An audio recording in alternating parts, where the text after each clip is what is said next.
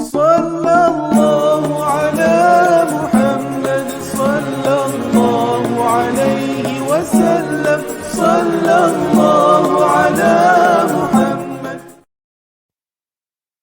Kembali bersama dengan World Maulid Celebration 2021, masih lagi bersama dengan kami di hari kedua. World Maulid Celebration dibawakan khas oleh tvsufi.com bersama penaja rasmi kami, The Chapal. Baik Pak Zah, Yes, kita sudah sampai saya kira ke muncak. betul. Ke muncak kepada WMC 2021. Kita ada ngopi bersama Chip dan Kanda Yusof Azmi. Jadi dua orang tokoh masyarakat. Kalau ikut saya seorang, tapi saya tak berani, takut lah. Oh iya tu, saya yang offer diri untuk teman Firdaus. Saya tahu. Kita Siapa kena kita dua nak orang. Siapa ni? Kita bukan jumpa biasa-biasa ni. Oh, bukan biasa-biasa ni. Bukan biasa-biasa. Alright, Firdaus, saya rasa Chip sudah ada kat backstage. So kita nak panggil terus ke atau kita nak let lu? Kita tengok jam dulu. Ada 3 minit lagi untuk 3 kita panggil minit dia. lagi. Okey, bagi Bang Zah, mungkin kita boleh promote sikit barang. Terbaik. Alang-alang 3 minit sementara tunggu Kanda Yusof Azmi sampai. Kita nak promo yang mana satu ni? Nak promo penaja rasmi kita ke apa? Penaja rasmi. Alright. Nak cara macam mana awak nak? Saya try buat. Dulu saya pernah agak buat bundle dulu apa semua. Cerita dah. Produk terbaru The Chapal ni, Aswad ni. Mana kamera? Okey, kamera pula. Kepada anda semua viewer WMC 2021. Saya boleh katakan sebab saya ini memang penyokong tegar The Chapal. Ini adalah topi saya yang keempat sebenarnya. So, saya tak beli lagi yang ini. Tapi kalau diberi peluang saya akan beli. Sebab apa? Ini adalah antara topi The Chapal yang saya rasa memanglah sangat unik. Sebab biasanya The Chapal famous lah dengan dia punya color, main-main color ni yang kuning, merah, hijau. Tapi kali ini dibawa dengan satu color sahaja. Blackout. Aswad. Blackout. Okey. Maknanya sebab tu dia panggil aswad. Aswad ni sebenarnya maksud dia hitam. Dalam bahasa Inggeris dia black. Bukan, tak ada. Bukan. Topi. Renung lama tengok. Black tengok awak. Saya tengok sini nak cakap ni. Aswad ni adalah hitam. So, kalau anda betul-betul nak tengok dekat lagi, saya kalau boleh nak suruh dekat lagi takut hilang pula zoom dia. Tapi kalau anda nak tengok betul-betul, anda boleh check it out sendiri dekat dia orang punya website www.thechapal.com. So kat situ mungkin dengan gambar lebih jelas, dengan cantiknya anda tahu, ni leather ni Mat. Ya Allah, saya bawa pasal Firdaus. Leather? Kat sini dah lama belakang. Saya duk pegang benda ni saja. Oh, leather. Okey. Saya nak paksa korang beli semua. Sebabnya ada leather ni. Ada leather Saya nak paksa anda semua beli. Kalau anda tak beli, anda rugi. Serius tak tipunya. Serius. Tu je saya boleh cakap. Serius. Serius Okey. Lain macam Duta The Chapal 2021 Serius. Leather topi Aswad ni. Di depan dia leather. Boleh try pakai ke? Boleh. Tunjukkan pada viewers kita. Kita promo yang ni pula. Okey.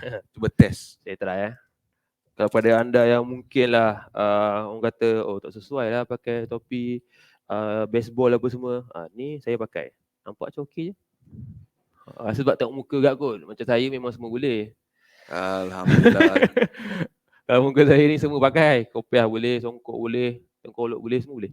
Zah, kalau saya perhati ruangan komen Ahmad Daniel Zainul Abidin daripada semalam lah selawat dia tak berhenti dekat ruangan komen. Betul lah. Guna robot kat sini. Sebabnya dari semalam kita live, day 1, day 2 dah kemuncak. Dia masih ada kat sini. Ahmad Daniel boleh PM kami tak? Saya nak bagi topi dah. Serius Ahmad Daniel. Saya respect lah dengan awak punya apa ni? Persistent. Betul. Persistent awak dalam ruangan komen ni memang menarik mata kami untuk bagi hadiah untuk anda. Serius nampak? Topi serius lah. Ahmad Daniel boleh PM kami Betul. Sebab daripada semalam saya perhati di ruangan komen. Nanti PM kami insya-Allah. Terima kasih.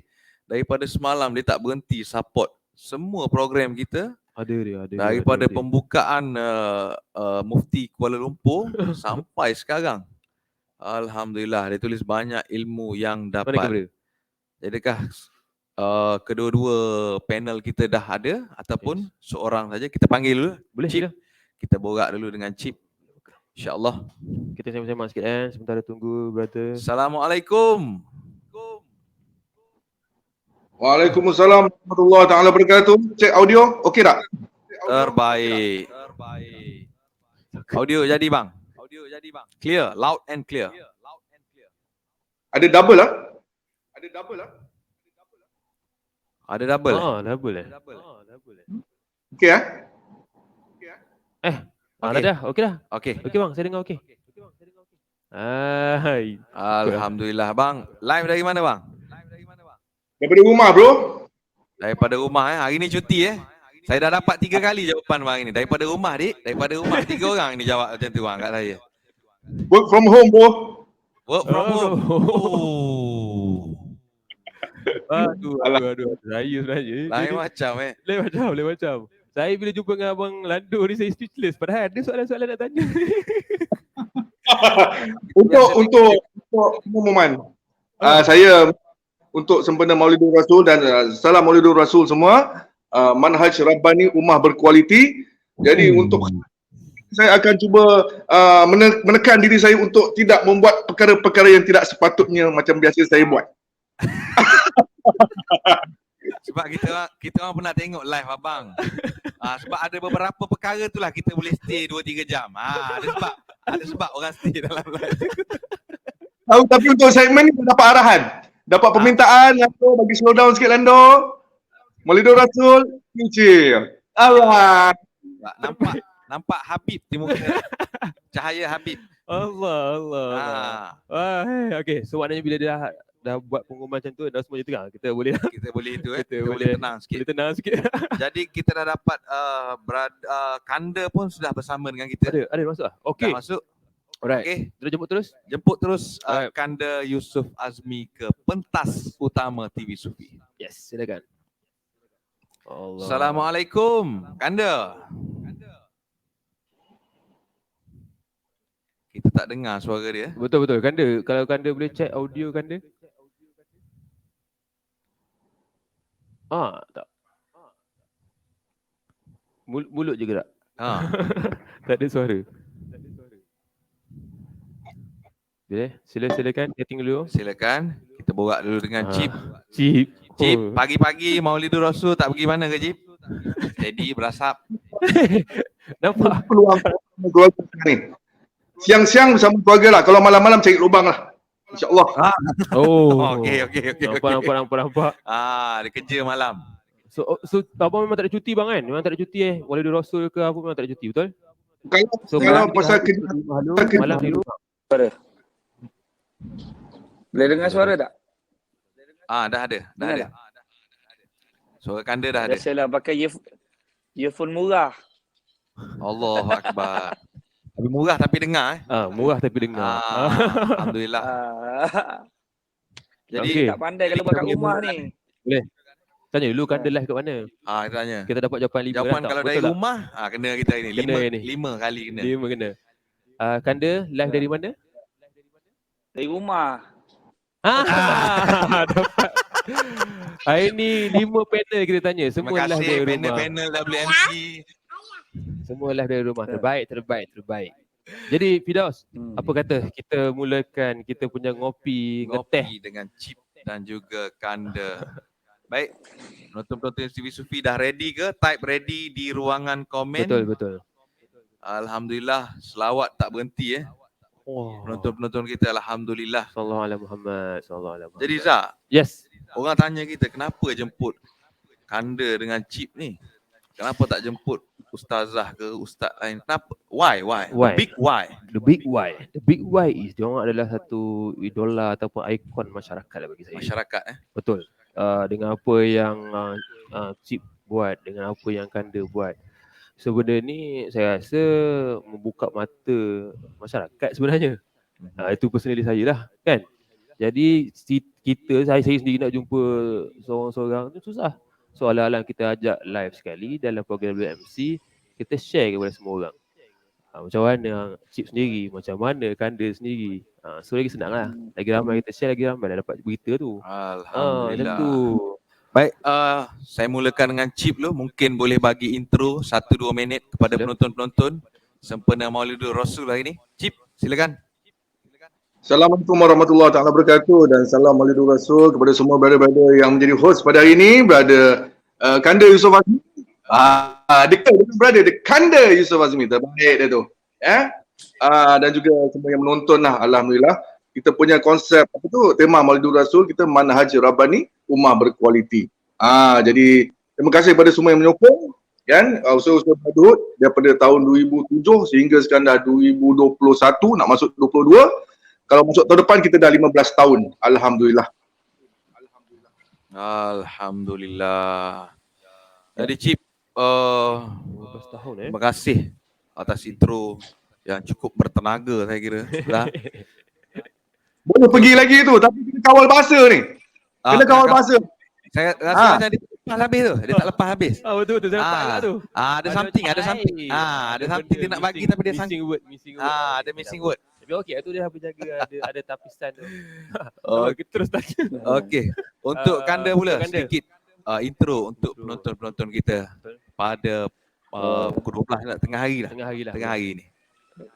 Pertama bersyukur kepada Allah kan, sebab kita hari ini dapat dipertemukan di dalam bulan ataupun hari yang baik Maulidur Rasul, demi kita mengingati baginda Rasulullah sallallahu alaihi wasallam. Walaupun kita ni bukan di kalangan orang baik, tapi kita semua hari ini kena bersyukur kerana keamanan dan kedamaian yang berlaku di muka bumi ini, kalau bukan kerana sosok yang paling terpuji iaitu disebabkan baginda Rasulullah sallallahu alaihi wasallam ni. Jadi kita kena macam disebut oleh tadilah Abang Lando kita, hari ini kena jadi baik sikit. Kena jadi baik sikit pasal demi kita memperingati baginda Rasulullah. Tapi apapun, saya bersyukur kepada Allah hari ini diberi kesempatan oleh Allah, walaupun bukan di kalangan orang baik tapi diberi kesempatan untuk duduk dengan orang-orang baik macam tuan-tuan moderator kita ni, host-host kita pada hari ini dan juga semua yang ada. Sepatutnya kami berdua ni, saya lah tak layak nak duduk dalam majlis yang begini, tetapi dia beri keizinan. Jadi insya-Allah lah, mungkin mudah-mudahan dapat kita sama-sama kongsikan. Sebenarnya kita ni hidup ni yang paling penting bukan nak orang tengok apa yang kita buat, tapi hati kita, bagaimana hati kita dengan Allah, bagaimana hati dan kecintaan kita pada baginda Rasulullah. Sebenarnya mengaji sallallahu ala nabi ini adalah perkara yang paling penting, sebab banyak orang tahu nabi itu adalah nabi kita, tapi kita tak tahu bahawa berapa ramai yang perlu tahu sosok yang kalau kita dengar je Rasulullah ni, kita kena rasa sedih.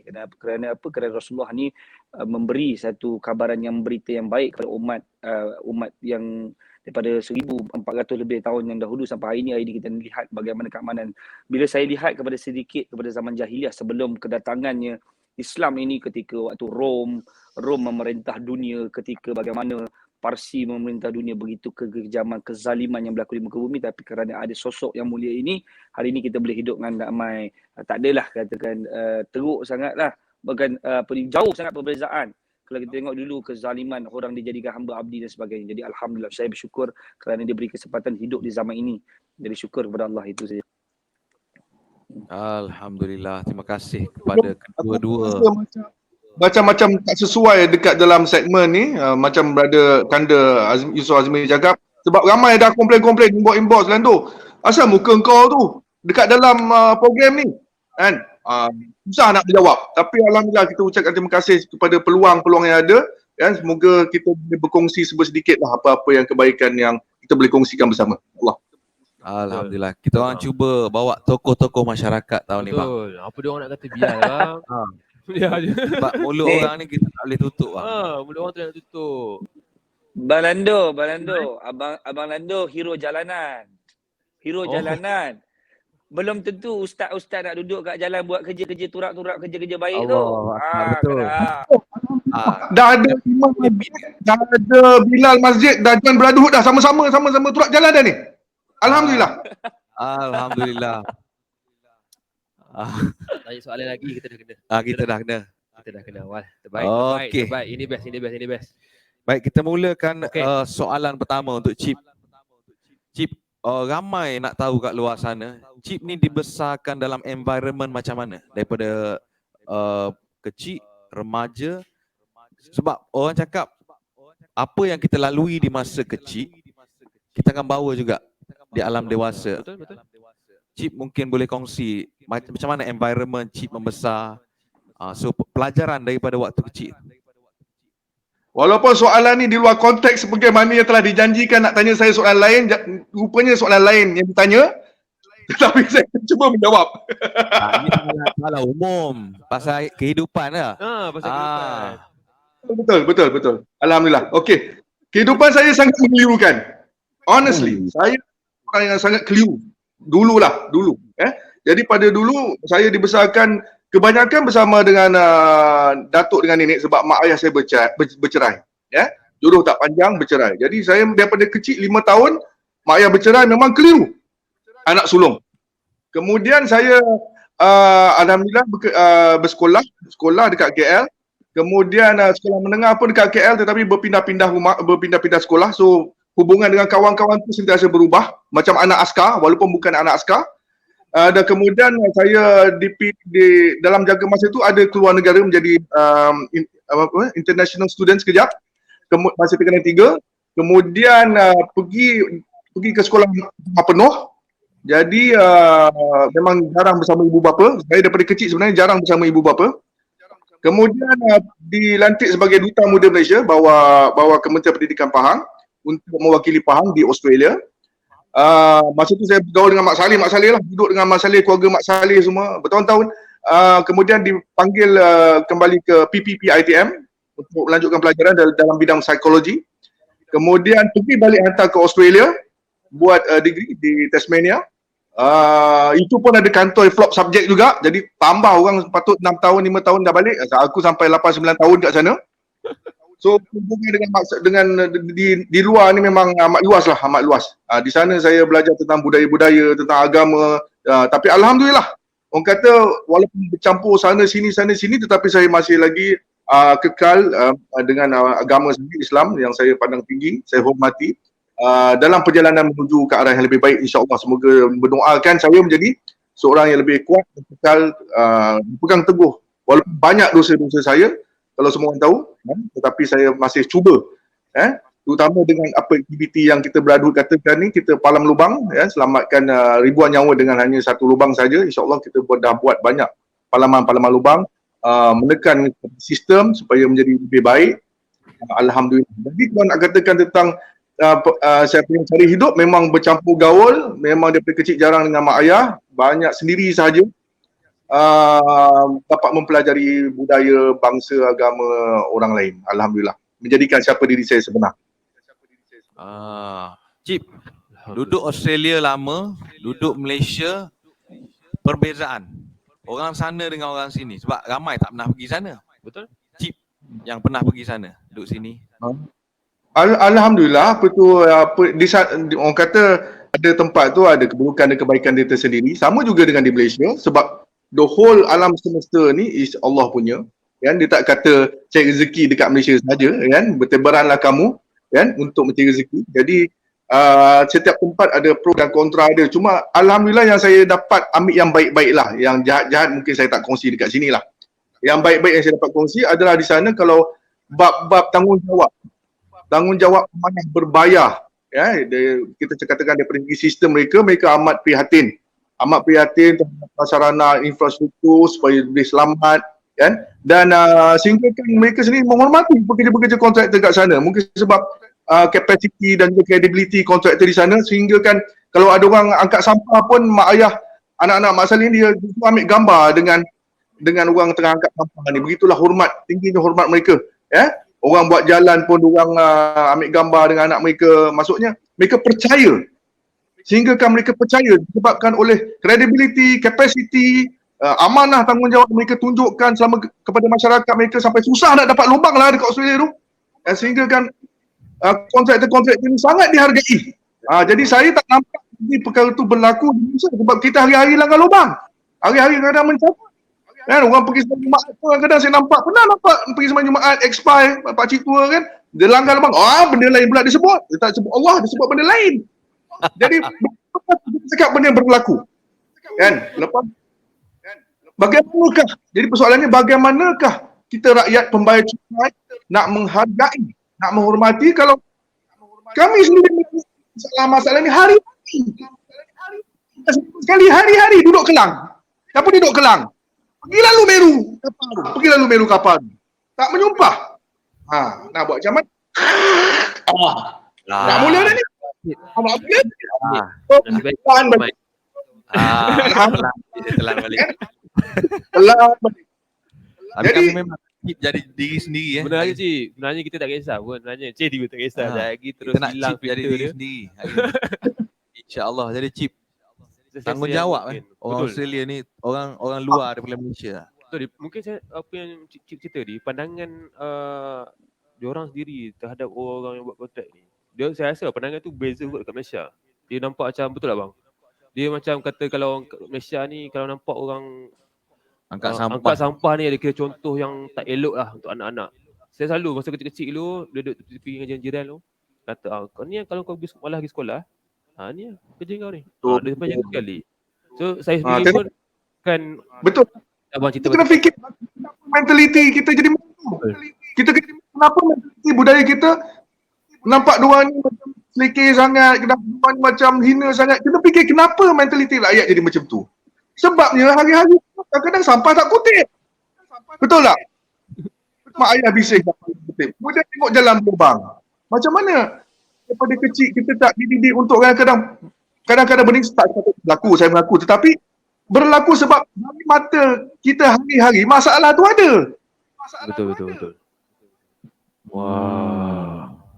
Nampak? Itu cerita dia. Itu cerita dia sebenarnya. Nak saya sambung. Siap. Okey. Okey. Alright, baik bang. Saya nak berpindah. Soalan yang sama tapi saya berpindah soalan tu kepada Kanda. Yusuf Azmi. Nak saya ulang soalan tu balik ke Abang Kanda? Oh, saya bila dengar Abang Lando cakap saya hilang tu soalan. Allah. Reza, boleh ulang soalan untuk Soalannya- Kanda. Soalannya adalah Kanda. Saya nak tanya Seronok tengok dia cakap. Kanda membesar. Dibesar Kanda. Macam mana Kanda membesar? Mungkin dengan macam Firdaus cakap tadi, mungkin dengan cara kita membesar tu menunjukkan apa yang kita jadi waktu Pada hari sekarang. Kalau boleh nak minta Kanda share sikit macam mana sebenarnya Kanda membesar. Adakah dengan cara Ya, Kanda membesar itu bawa Kanda sekarang? Sebenarnya betul apa yang disebut oleh Abang Lando tadi adalah sebenarnya tanggungjawab. Sebenarnya saya menjadi Malaysia Deeper pertama kerana Allah takdirkanlah. Mungkin saya banyak buat dosa dalam hidup. Tetapi pertama adalah tanggungjawab. Kerana sewaktu pembesaran saya sebenarnya apabila saya melihat orang sekitar saya, kecuali keluarga saya lah, mak ayah saya, alhamdulillah, walaupun kami bukan di kalangan orang senang, tapi mak ayah telah mendidik kami menjadi orang yang penuh beradab. Mak ayah kami ajar ni, pertama adalah jadi orang yang menghargai orang lain. Macam Abang Lando sebut tadi, bagaimana kalau kita tidak menghargai? So, contohnya orang pengutip sampah, patutnya kita kena bagi reward pada dia, bagi makan waktu pagi pada dia. Contohnya kan, pengawal keselamatan dekat depan rumah kita. Kita pun tak pernah nak bagi roti canai pun. Sebenarnya itu adalah satu benda yang kita kena ajar anak-anak kita appreciate orang. Sebab kalau anak kita tak tahu menghargai orang, saya tidak nafikan perbezaan kehidupan saya dulu dengan sekarang. Dulu saya memang orang susah. Tapi mak ayah saya ni kaya sangat dengan satu sifat iaitu tolong maafkan orang, hargai orang. Ni mak ayah saya. Walaupun kami bukan datang daripada keluarga yang senang. Walaupun ada kasta, mak saya datang daripada keluarga yang sedikit senang, sederhana. Ayah saya datang daripada keluarga biasa-biasa. Tetapi mereka telah daripada dua kasta yang berbeza, tapi mereka telah mendidik saya menjadi, dan adik-beradik saya menjadi orang yang hargai orang lain. Jadi pembesaran saya kalau disebut sebenarnya kita tak nak sebut tentang kisah-kisah dulu sebab takut kalau mak ayah kita dengar dia sedih. Tapi tak apalah, saya kongsikan atas dasar itibar kepada semua. Pasal mak ayah kita waktu saya kecil ni, saya datang daripada keluarga orang yang biasa-biasa sangat-sangatlah. Bukanlah orang senang, orang susah, dan saya sangat suka pergi sekolah dulu. Hobi saya waktu kecil-kecil dulu suka membaca buku. Tapi disebabkan waktu sekolah dulu saya terpaksa jual nasi lemak dan kuih di sekolah. Ambil order. Saya bermula tu daripada umur saya 7 tahun lagi. Umur saya 5 tahun, saya dah mula jual di kawasan-kawasan perumahan. Umur 7 tahun saya pergi sekolah pagi, saya ambil order dengan kawan-kawan. Jadi kehidupan saya waktu sekolah ni dulu, saya memang pioneer sikit lah dalam bab matematik. Dalam matematik ni skor lah kan. Skor betul lah, pasal kita memang suka sangat pada orang kata pada matematik ni lah, pada subjek matematik ni. Jadi saya terpaksa berhenti sekolah pada umur saya nak masuk tingkatan 1 lah. Saya nak masuk tingkatan 1, saya terpaksa berhenti sekolah atas sebab bukan mak ayah saya tak suruh saya pergi sekolah. Mak ayah suruh pergi sekolah tapi sebab kehidupan yang saya rasa saya kena galas satu tanggungjawab yang saya kena berniaga. Saya kena berniaga dah, jadi saya punya kehidupan tu saya lihat bagaimana penghinaan yang berlaku di sekitar. Waktu saya sekolah dulu pun kawan-kawan ejek saya lah. Kan, kawan-kawan sekolah dulu ada sebahagian kecil, sebahagian besarnya berkawan baik dengan saya, support saya. Ada sebahagian kecil ni orang datang daripada kasta yang berbeza, sebutlah usuk nasi lemak, usuk jual karipap, usuk sup macam-macam lah. Jadi kadang-kadang dalam guru-guru ini pun ada kasta. Dalam guru-guru ni pun ada kasta. Anak orang kaya, saya duduk di Subang Jaya, kawasan orang kaya lah. Tapi saya bukan orang kaya lah. Disebabkan ayah saya berpindah sebab ayah saya tidak mahu saya terlibat dengan melihat orang dalam dunia. Yalah, ya ayah saya mengambil satu tanggungjawab mengambil satu tanggungjawab yang buat satu perubahan lah. Buat satu perubahan yang di mana saya duduk dalam satu kalau tahu dulu di Taman Medan waktu kecil-kecil dulu di Taman Medan ni orang bawah rumah pun orang isap ganja kan. Orang bawah rumah pun ada ambil benda-benda terlarang, orang-orang dewasa lah. Jadi ayah saya pada umur saya 4 tahun tu dia buat keputusan untuk pindah ke kawasan Subang Jaya. Pindah ke kawasan Subang Jaya daripada kampung pindah ke kawasan yang sedikit bandar banyaklah USJ ni. Jadi pindah ke USJ tu, jadi dia pindah dalam keadaan tidak mampu. Kita tidak mampu sebenarnya duduk di kawasan Subang Jaya ni. Tidak mampu duduk di Subang Jaya, tapi sebab ayah saya lihat di Subang Jaya ni environmentnya pada waktu itulah tidak ada terlihat ada dunia yang macam itulah. Jadi saya pun berpindah satu keluarga, jadi duduk di kawasan orang yang kaya lah. Jadi bila duduk di kawasan orang kaya, dah pastilah saya tidak sama lah. Maksudnya ibarat macam saya duduk tingkat 1, orang duduk tingkat 40 lah. Jadi kawasan environment situ duduk dengan orang-orang yang bapaknya kerja engineer, arkitek, doktor, businessman, datuk-datuk punya anak. Kalau PIBG sekolah tu memang chairman bahagian pengurusi PIBG ni datuk-datuk lah. Jadi kita ni kerja biasa-biasa je family kita. Jadi bila kat sekolah tu saya cari alternatif untuk berniaga, jual. Dan habis sekolah petang saya pergi berniaga juga. Pukul 3 petang saya akan start bermula jual goreng-gorengan dan sebagainya. Sehinggalah saya lihat kenapalah orang bila susah ni dihina. Saya tengok kan kenapa perlu dihina. Sedangkan saya rasa termasuk kadang-kadang sebahagian kecil cikgu ni macam pertikaikan saya kat sekolah. Kenapa awak jual nasi lemak kat sekolah? You datang sekolah pergi belajar. Tetapi dia tidak tahu sebenarnya di rumah saya itu ada makan minum yang macam mana. Adik-beradik saya ada 7 orang. Bukannya sikit 7 orang. Saya ni kiranya anak yang ketiga. Abang sulung saya dan kakak saya yang kedua. Jadi yang ambil tanggungjawab ni mak bapak kita. Dan biasalah anak-anak yang pertama, kedua, ketiga ni kita ambil tanggungjawab. Nak tengok apa yang kita boleh bantu. Walaupun mak ayah kita tak pernah suruh kita buat kerja. Jadi saya lihat bila ada kasta dalam keluarga pun begitu. Kadang-kadang ada yang mengatakan sampai bila nak tengok kakak saya hidup susah macam ni. Macam itulah lebih kurang lah. Jadi benda tu menjadi inspirasi dalam hidup saya yang saya kata, ini cerita dulu sebab tanya kisah silam Jadi saya sebenarnya kalau cerita ni sedih lah. Sebab apa? Ini inspirasi yang menjadi dalam hidup saya yang saya kata saya nak jadi orang kaya. Saya nak jadi orang kaya, saya cakap saya takkan biarkan mak ayah saya dihina oleh sesiapa. Saya tidak mahu ayah saya dihina oleh siapa sebab ayah saya orang yang hebat, orang yang baik, orang yang bagus, tekun. Walaupun ayah saya ni seorang yang sangat berdisiplin, tegas. Ayah saya ni tak boleh lewat 5 minit pun. 5 minit dia akan tinggal. Dia mengajar kita ni betul-betul tepat pada waktu, punctual betul lah. Tapi saya tidak pernah menyalahkan dia kerana didikan dia yang begitu. Hari ini saya tidak menjadi orang yang hebat, tapi saya menjadi orang yang bertanggungjawab. Tidak menjadi orang yang hebat, bertanggungjawab. Maksudnya kita akan prihatin setiap orang yang duduk di sekeliling kita. Walaupun benda yang kecil sekecil-kecil mana pun. Contohnya bulan ni ada kaki tangan kita ada masalah. Mak ayah dia ada sakit, dia tak cukup perubatan. Kita akan ikhtiar kumpul duit untuk bantu. Contohnya begitulah. Jadi bila saya melihat kasta itu berlaku di kalangan keluarga juga, itu menjadi inspirasi yang besar pada saya. Dan saya berjanji waktu itulah saya kata saya akan jadi orang kaya, saya akan bantu mak ayah saya dan saya akan jumpa dengan orang-orang yang hina ni. Orang hina bukan orang jauh, orang dekat je. Orang dekat je.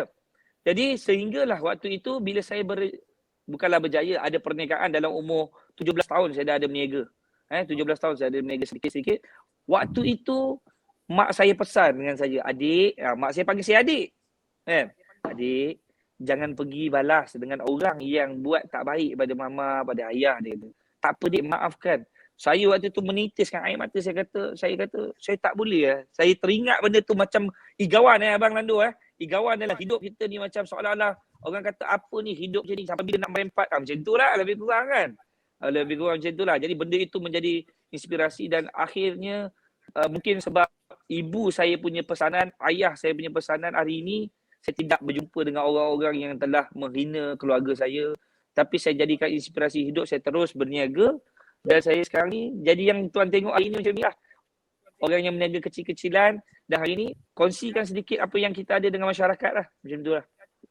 Itulah. Masya Sebanyak. Allah.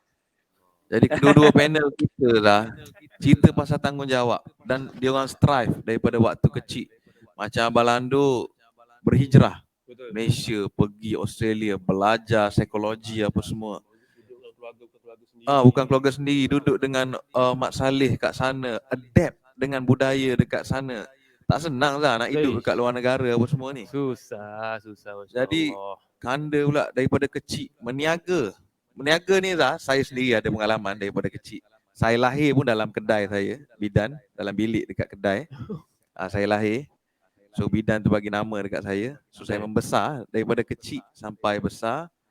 Bila kita meniaga ni, kita akan dapat satu skill bercakap dengan orang. Betul. Sebab kita jumpa macam-macam orang datang membeli dengan kita. Saya rasa Kanda pun mungkin setuju. Macam-macam golongan datang beli nasi lemak dengan kita. Orang kaya ada, orang miskin ada.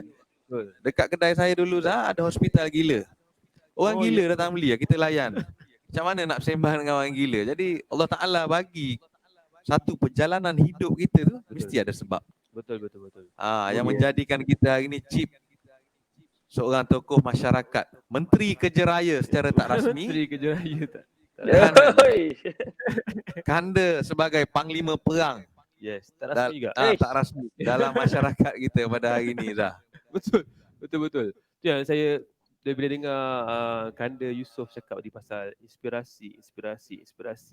Benda tu saya letak tadi Pidah tahu cerita pasal beranak kat kedai kan. Saya beranak kat luar kedai. Tak ada. Apa ni maknanya inspirasi tu membawa kita apa yang kita jadi sekarang saya rasa. So mungkin kita boleh nampak result dia.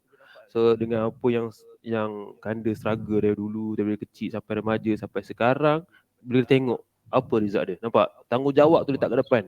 Tak fikir apa-apa dah. Orang ada masalah apa-apa, mesti Yusof ataupun Kanda Yusof datang dulu. Alhamdulillah. Hero dia macam orang kata dia Iron Man lah. Dan satu lagi Kanda tadi, hormat mak ayah. Cukup penting hormat mak ayah.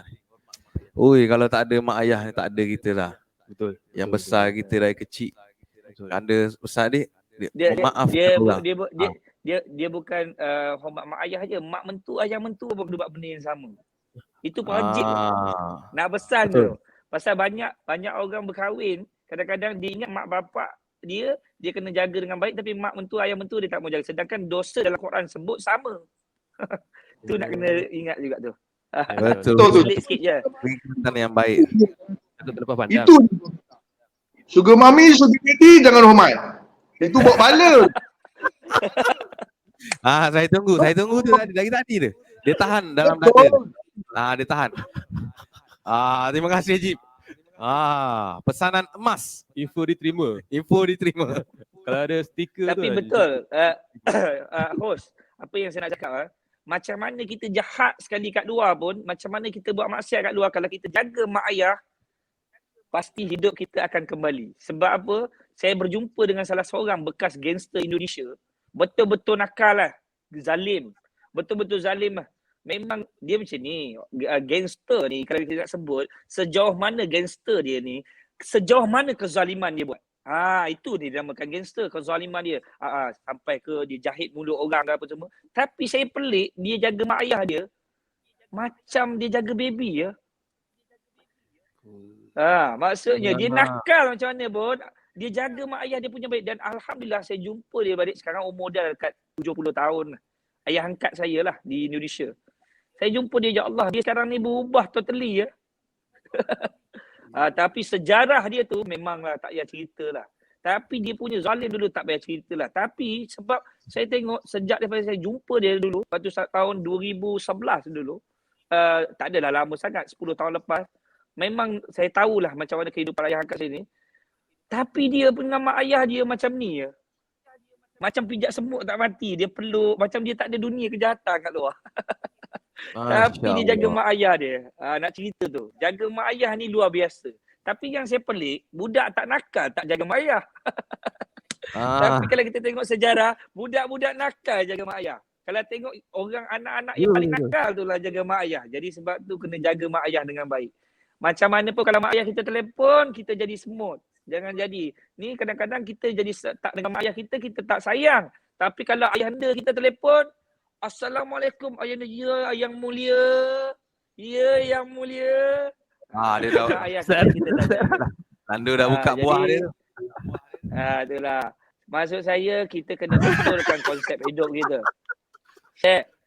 Bang Lando, kadang-kadang kita ni tak betul konsep hidup. Kita ni jaga orang lebih, tapi kita tak jaga mak ayah kita lebih. Kadang-kadang kita lebih baik dengan orang luar. Contohnya kan, kita lepak banyak dekat luar, tapi dengan isteri kita tak nak lepak. Dengan anak-anak kita tak nak lepak. Ya, Abang Lando? Tengok Abang Lando, dia 24 jam dengan bini dia. Itu saya respect dengan dia. Walaupun dia huar-huar kat luar, tapi isteri dia ke mana-mana. Bukan apa, sebenarnya itu yang paling betul. Kita jaga dulu hubungan yang penting dalam hidup kita. Tapi kadang-kadang saya pelik, orang duduk lepak sampai 2-3 pagi. Kena teh tarik, kena kopi. Tapi tanggungjawab dia yang sebenar dia kena lepak tu, dia tak nak lepak. Itu asal. Jauh tajuk kita ni. Bila tengok Abang Lando ni tak boleh nak cerita Tak apa. Kami memang nak dengar perkongsian daripada hati macam tu. Betul. Yang keluar daripada hati. Jadi penonton pun boleh ambil kalau Abang Lando ada kat depan, saya tak boleh nak cerita sirah-sirah. Pasal ini memang fighter punya yang kita tengah bercakap ni kat depan ni. Hero dia. Jadi ala-ala fighter tadi. Mana menteri dia tak langgar. Habis menteri kita raya semua langgar.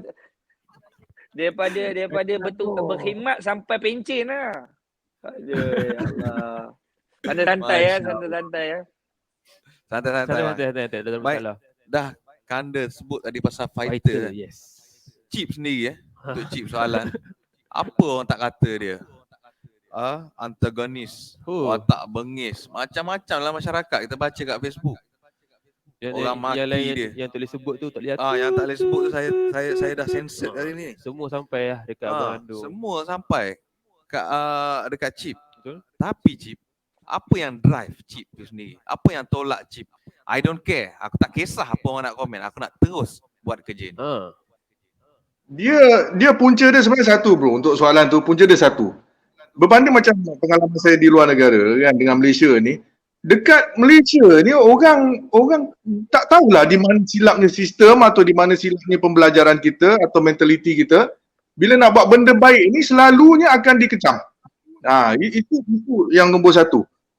Akan dikecam. Kita dapat lihat Brother Yusuf Azmi pun kena kecam juga. Masuk lokap juga sama kan. Brother Yusuf Azmi masuk lokap juga nak buat benda baik ni. Jadi kadang-kadang sebab saya belajar psikologi. Saya tahu how to reverse psychology. Kita tahu nak reversekan benda tu. So kadang-kadang kita saja dia buat macam watak-watak saya YB Hamlau. Sebab saya juga pengarah, saya juga penerbit, saya juga penulis skrip. So saya tahu bagaimana untuk membuat cerita.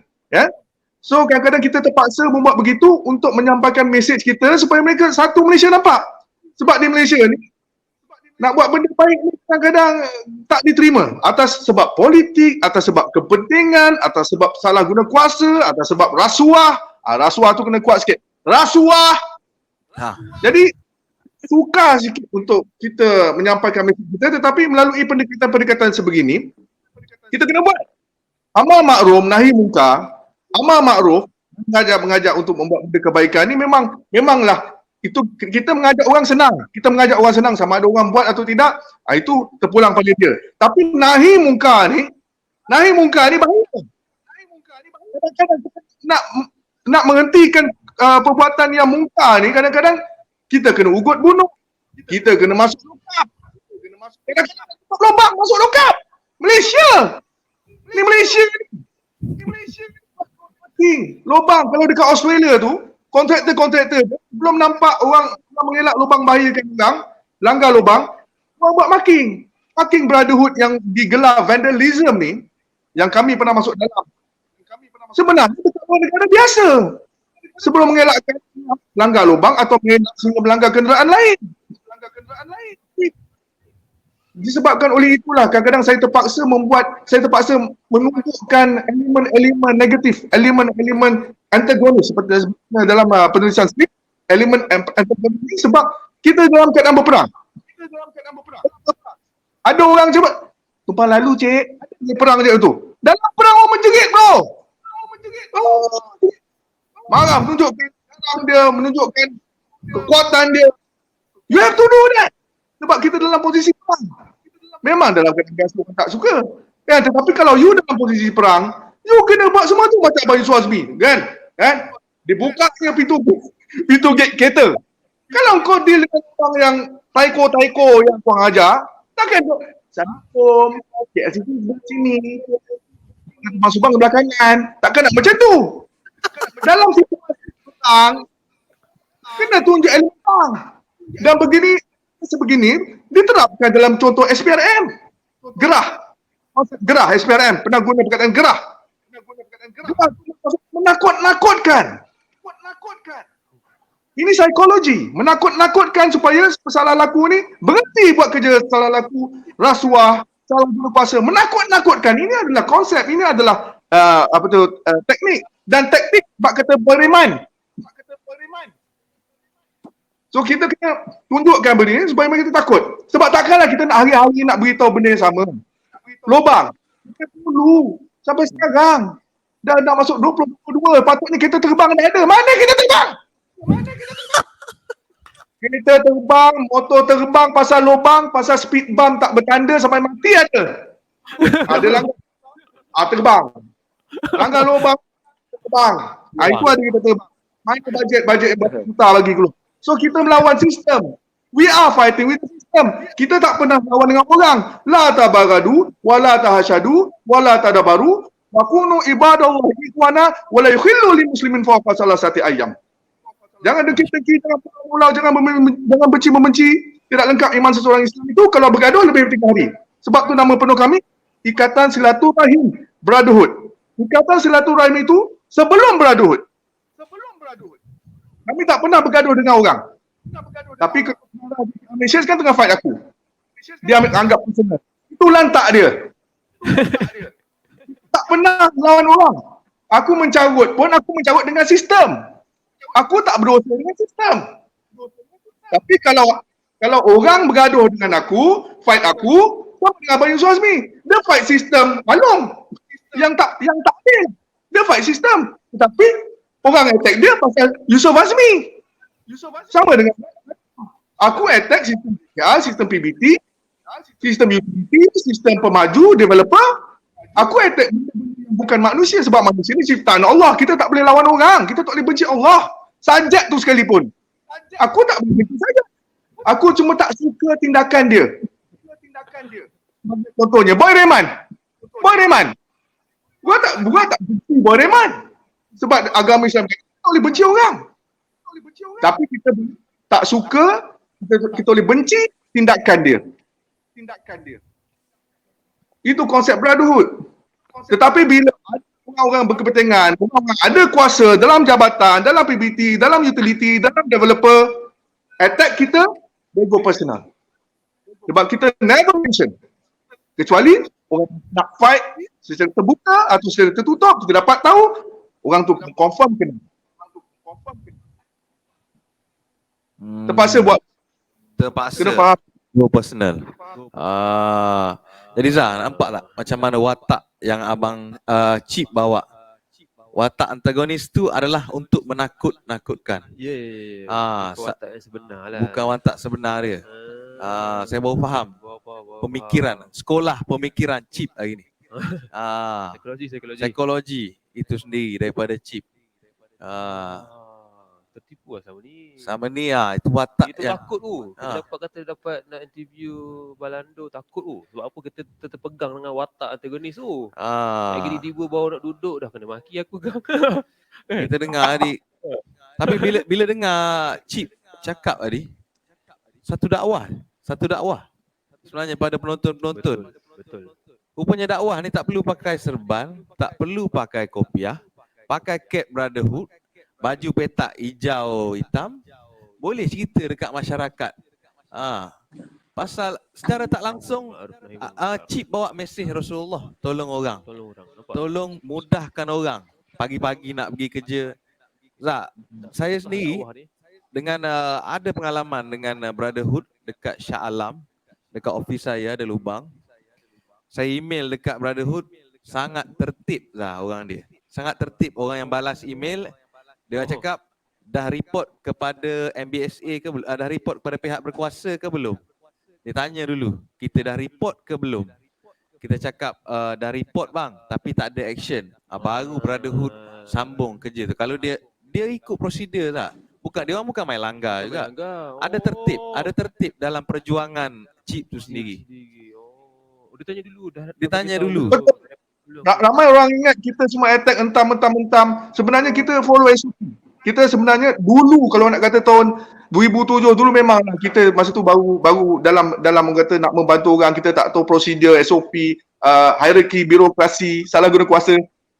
Kita tak tahu. Tapi bila kita dah matang, kita dah mengadakan kerjasama dengan contohnya pihak DBKL. Kita sit down dengan DBKL, kita sit down dengan pihak Kementerian Kerja Raya, kita sit down dengan pihak JKR. Kita tahu sistem, kita tahu memang ada aku janji sifat pothole 1, 2, lepas ni 3. Tahu kita ada piagam PBT dalam lubang dalam masa 24 jam. Betul ke 24 jam? Kenapa sekarang ada 2 minggu MBSA dah 2 minggu, belum settle lagi. Kita tahu tentang piagam, tentang konsep. So, setiap aduan kita pastikan bro, dah buat aduan ke belum? Hantar salinan aduan. Kita tengok kalau tuan dah gagal mematuhi aku janji sendiri, kalau mereka dah gagal patuhi piagam PBT sendiri, maka dengan itu berikan lesen besar untuk kami masuk. Jadi sebab kami masuk, pastikan orang buat kerja. Sebab tu kami kena tangkap banyak kali, tetapi sampai sekarang sambutan kes pun tak ada. Sebab kami follow SOP. Buat kerja. Maknanya Cip bukan suka-suka langgar, dia tahu law. Dia tahu undang-undang.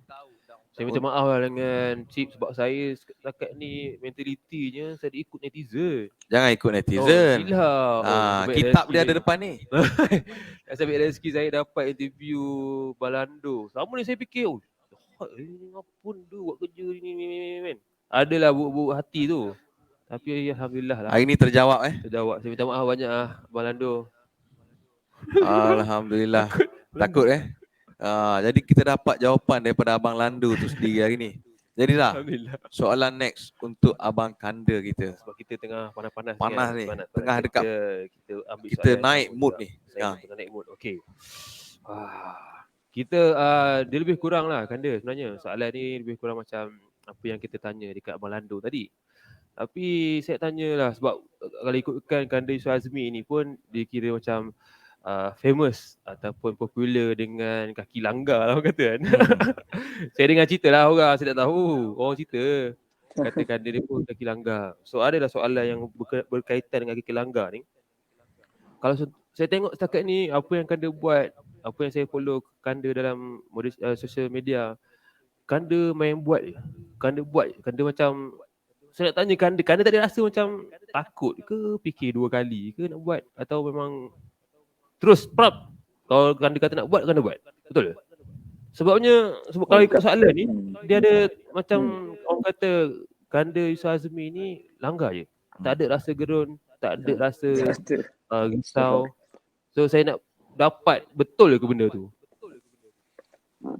Tidak, pertama saya nak beritahu negara kita mempunyai undang-undang. Kita tidak pernah buat kerja tanpa berlandaskan undang-undang. Tapi sudah pasti macam Abang Landu sebutlah, takkanlah jumpa dengan gangster-gangster dengan alung-alung ni.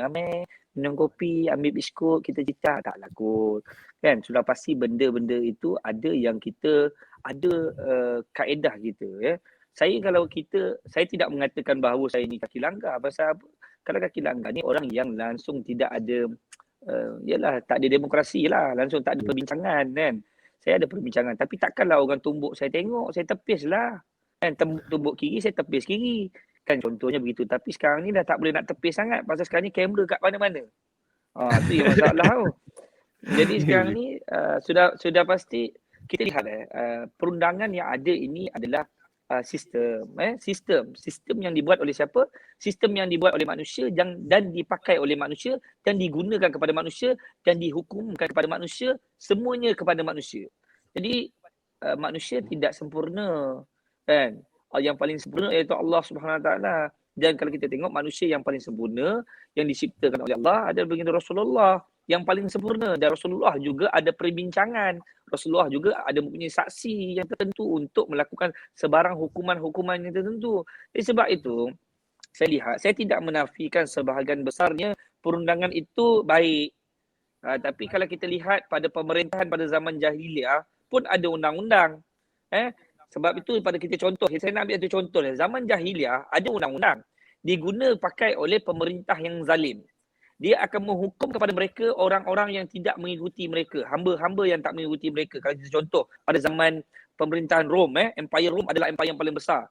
Yang kita cerita zaman Firaun. Firaun ni lebih dahsyat, dia mengaku diri Tuhan. Tapi Rom ni nombor 2 yang paling jahat. Contoh, kita tengok Rom ada undang-undang tak? Ada. Tapi kenapa bangsa-bangsa yang lain tidak, termasuk bukan saja orang Islam, orang bukan Islam, mana-mana bangsa, bangsa Germania, bangsa apa saja, mereka ini dijadikan hamba. Kenapa mereka dijadikan hamba sedangkan ada undang-undang? Tapi undang-undang itu dipakai kepada orang-orang yang mempunyai kuasa dan juga orang-orang yang mempunyai kekayaan. Jadi orang kaya yang, contohnya dia menangkap satu orang yang melakukan jenayah pada zaman Rom. Saya cerita sekejap. Kenapa saya nak cerita pada zaman ini? Apa persamaan dia pada zaman ini? Lebih kurang sama, cuma bezanya tak boleh jadi macam zaman jahiliah tu teruk sangat. Jadi pada zaman Rom tu, bila mereka hamba-hamba ini ditangkap, mereka ini dijadikan hamba. Dan kalau mempunyai benefit, dia kata saya hamba yang ada kekayaan. Saya ni hamba yang ada mempunyai wanita-wanita. Jadi kau mempunyai kedudukan. Jadi bila kau kedudukan, kau boleh dilantik menjadi senator dan sebagainya. Jadi bermaksudnya di situ adalah orang yang ada kepentingan akan dilayan dengan baik. Orang yang mempunyai kedudukan akan dilayan baik walaupun dia seorang penjenayah. Begitu juga pada zaman hari ini. Kalau kita tengok pada zaman hari ini, apa yang telah terjadi? Contoh, saya tidak mengatakan semua, sebahagian kecil orang yang mempunyai kekayaan ditangkap, boleh rasuah. Boleh rasuah, boleh dilindungi. Jadi saya melihat sebahagian besar orang dalam pejabat awam ni, iaitu pihak yang berwajib ini nak menjalankan tanggungjawab. Tapi mungkin sebahagian kecil dan beberapa orang ini yang tidak mahu melaksanakan, maka ia tidak terjadi merealisasikan impian itu menjadi nyata, tahu tak? Contohnya saya cakap ini berlapik lah pasal dalam program Maulid kan. Maksudnya hari ini, cuba bayangkan, dia ni buat kejahatan, kesalahan, jenayah, menipu orang ramai, ambil kutipan daripada orang ramai, ambil public fund, ambil duit daripada orang ramai, tapi tidak boleh didakwa kerana atas civil case dan sebagainya. Sedangkan kita nampak jenayah itu jenayah yang jelas, ambil duit orang, tidak ada perniagaan, tawarannya tak wujud, lepas tu ambil duit dengan semudah itu sampai melibatkan ribuan manusia dan collectionnya puluhan jutaan ringgit. Itu untuk satu program, untuk satu modul, untuk satu platform. Bayangkan berapa platform yang ada kat Malaysia ni. Tapi kita lihat kenapa bila pihak polis tangkap, bila pihak polis ni dia boleh buat tangkapan. Kita jangan salahkan kepada pihak polis. Pihak polis ni kerjanya buat tangkapan. Tapi dakwaan tu akan dilakukan oleh Timbalan Pendakwa Raya. Timbalan Pendakwa Raya dan Jabatan Peguam Negara yang buat penilaian. Jadi kadang-kadang kita tengok bila sampai kepada Timbalan Pendakwa Raya, ada kes yang boleh dituduh, ada kes yang tak boleh dituduh. Jadi saya pun jadi bingung, penipuan sudah berlaku. Saksi-saksinya ada dan bukti-buktinya cukup kukuh, tapi tidak boleh didakwa atas sebab kerana bukti yang tidak jelas lah, kerana penggunaan akaun terlalu banyak dan sebagainya. Tapi jadi saya kadang-kadang jadi bingung. Jadi sebab tu saya nak jawab soalan yang apa yang ditanya oleh host tadi. Sebenarnya kadang-kadang saya rasa undang-undang ni macam, minta maaf lah, undang-undang rimba pun ada. Macam tidak menyebelahi kepada orang. Tidak menyebelahi kepada orang yang bersalah. Contohnya kami di Persatuan Pengguna Sumber Malaysia, di dalam persatuan ni ada syarikat-syarikat dan juga kita ada legal firm. Kita mempunyai kos perkhidmatan kita sebanyak 10%, kita beritahu dengan jelas. 10%. 10% ni kalau untuk kita lawan kes di mahkamah, untuk kita buat tuntutan di mahkamah semua ni memang tak mencukupi. Kita sedia maklum, kos guaman ni tinggi. Jadi sebab tu saya nampak di mahkamah ni orang yang berduit boleh masuk mahkamah. Kalau macam mana dengan orang yang tak ada duit? Orang yang tak ada duit ya. Sebab kita tak boleh salahkan peguam-peguam. Sebab apa? Peguam-peguam ni kita kena tahu dia orang kena bayar ke mahkamah untuk lawan kes. Kalau tak bayar, persidangan tidak dibuka. Maksudnya macam beli tiket bola tau. Bayar tiket bola untuk melihat orang memain bola. Siapakah penjaring gol pada hari ini? Siapa yang mendapat kemenangan? Perlu ada pembicaraan kes. Sebab dia ada proses dia. Daripada tangkapan. Bila tangkapan, bahan bukti dikumpul oleh pihak berwajib. Siapa-siapa lah. Pihak polis ke, SPRM ke siapa. Tapi yang akan buat dakwah ni adalah Jabatan Peguam Negara. Cuma SPRM dia tidak duduk di bawah Jabatan Peguam Negara yang sedia ada. Dia duduk di bawah Agung. Tapi nak cerita ini, semua ini duduk dalam Jabatan Peguam Negara. Bila kita kata dalam Jabatan Peguam Negara, mereka inilah yang akan buat penilaian sama ada kes ini boleh didakwa ataupun tidak. Dan mereka inilah yang akan menjatuhkan hukum. Jadi apabila saya melihat, saya minta maaf. Saya tidak menunding kepada mana-mana mereka yang duduk dalam Jabatan Peguam Negara. Tapi anda tahu dengan jelas, banyak kes-kes yang melibatkan tawaran pelaburan yang tidak wujud dekat Malaysia ni yang menipu orang ramai dan mereka ni beberapa orang saya rasa ramai betul mastermind yang ada ni masih bebas keluar. Jadi kadang-kadang kalau jumpa takkan nak tengok je. Mestilah bagi sedikit cawan kopi yang bertampur dengan biskut tanpa menampar. Begitulah. Dia sudah pasti kalau kita berjumpa dengan mereka ni ada yang mengatakan jumpa dia orang ni bincang. Jadi masalahnya mereka ini ada duit banyak bawah tanah. Orang yang menipu ni ada duit banyak bawah tanah. Bukan sikit-sikit bang. Dia tak berniaga bang. Dia bukan berniaga macam kita. Kita ada kedai makan, kena berniaga, kena pergi pasar pukul 4 pagi, kena hantar barang, kena lepas tu baru boleh buka kedai. Kita kena pergi berniaga tau. Dia orang tak payah. Dia orang tipu orang ramai-ramai. Dia akan ambil 20 juta ni simpan dan beberapa juta ni dia akan kau tim. Ini bukan main-main. Ni semua saya dah dapat maklumat dah ni. Saya dah dapat maklumat daripada intelijen punya daripada SB, semua cukup bagi pada. Dia orang ni akan kau tim kepada mereka-mereka yang tertentu. Macam kita tengok macam kes apa yang berlaku tentang Macau scam. Berapa ramai yang telah terdedah.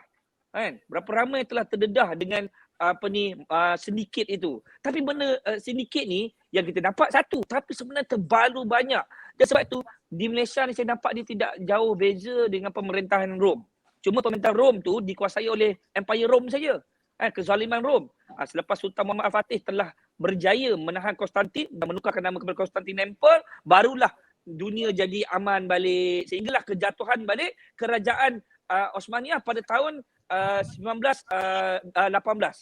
Kejatuhan kerajaan Osmaniyah. Jadi pemerintah sistem tu telah berjalan semula seperti biasa. Cuma hari ini dia nampak bersih. Dia nampak bersih sebab apa tahu? Dia nampaknya ada macam seolah-olah benda tu clean. Tapi sebenarnya dikuasai oleh sebahagian kecil adalah orang yang zalim. Cuba bayangkan, dia letaklah contohlah. Saya bagi contoh. Ni contoh. Dia dah tipu 25 juta. Jadi 20 juta dia dah simpan bawah tanah. Kalau dia duduk dalam penjara 2 tahun, apa ada? Hal Abang Lando? Betul tak Abang Lando? Kan? Aku duduk dalam penjara 2 tahun, kan aku keluar balik, dalam bawah tanah aku ada 20 juta. Betul tak? Jadi, apa masalah? Saya rasa untuk duduk dalam penjara 762 hari ni, 776 hari ni, apalah sangat.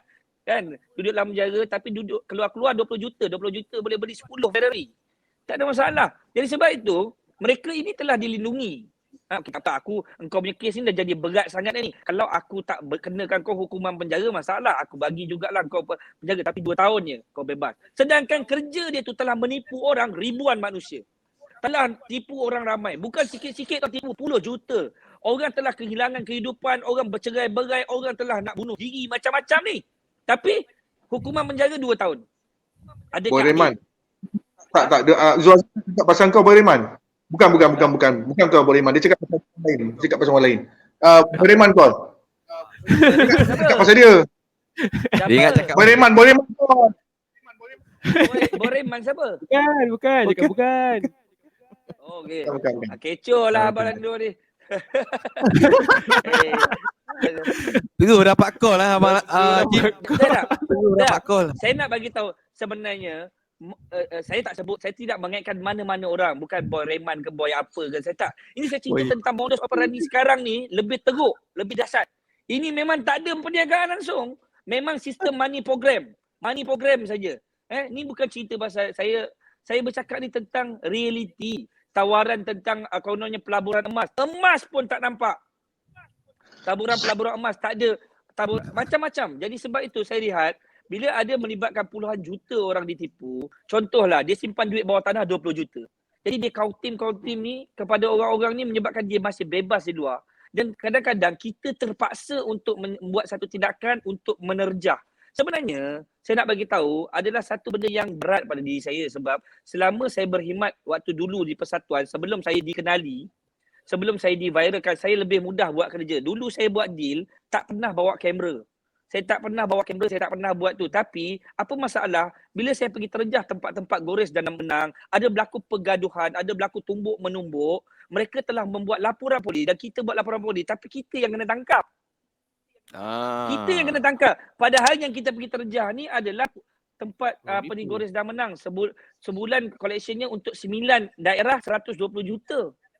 Allah. Tapi yang pelik bila kita pergi 9 daerah ni 120 juta sebab kita jumpa semua risit-risit.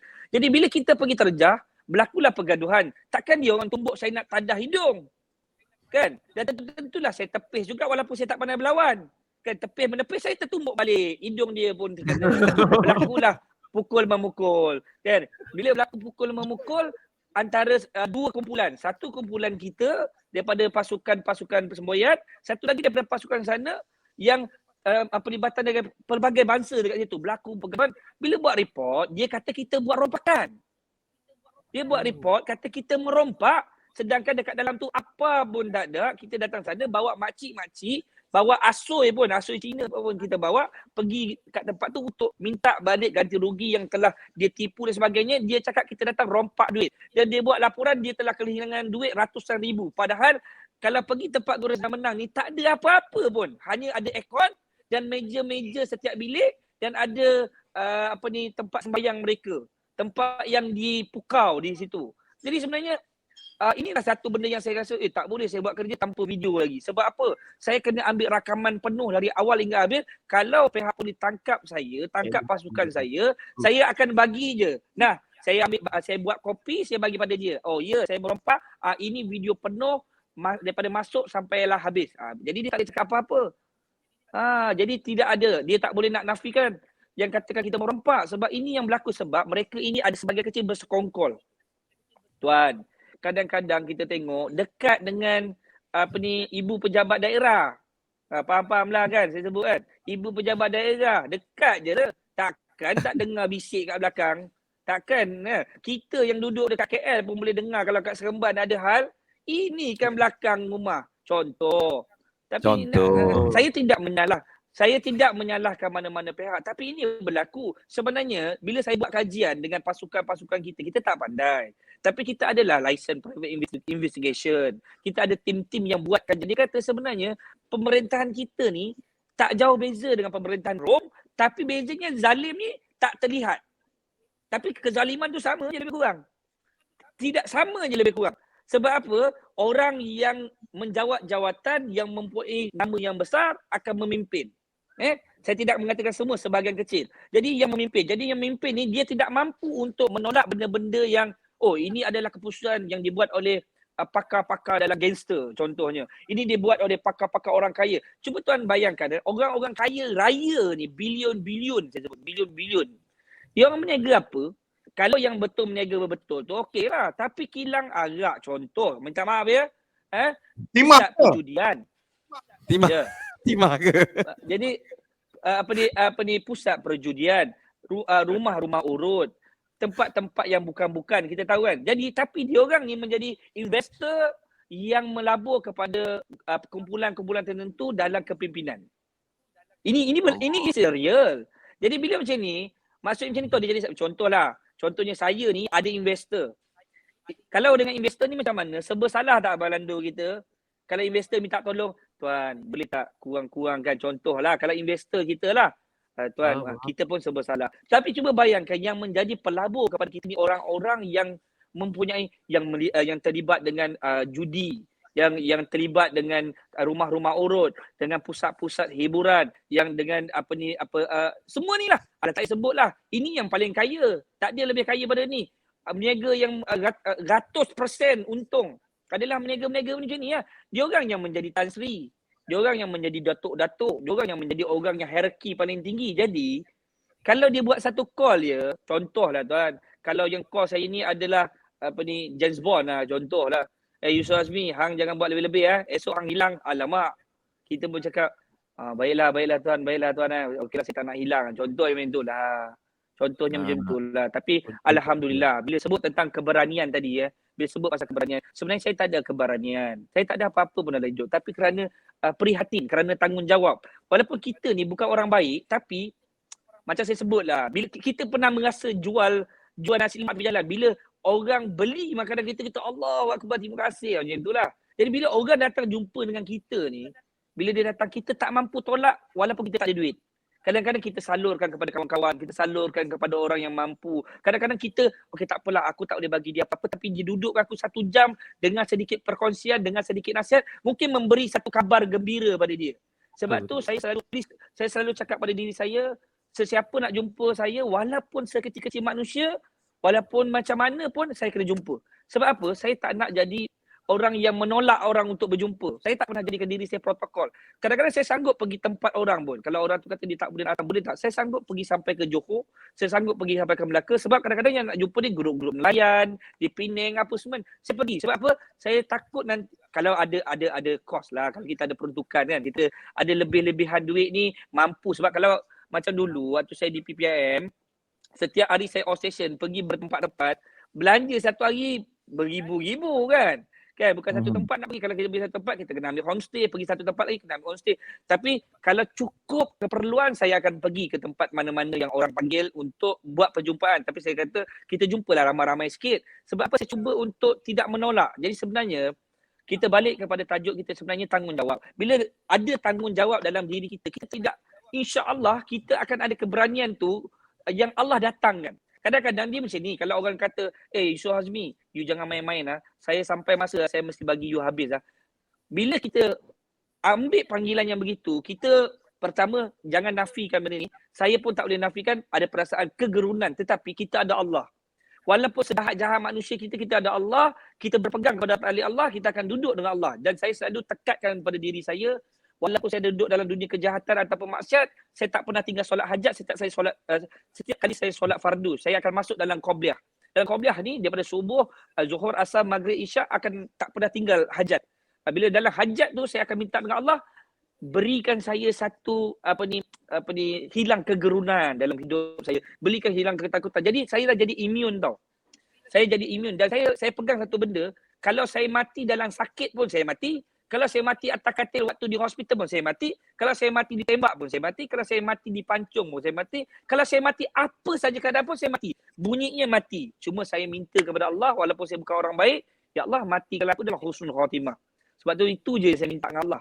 Mudah-mudahan Allah pelihara. Sebab tu kadang-kadang bila benda yang menjadi ketakutan pada kita tu kerana apa tu? Sebab kita tak jelas dengan diri kita.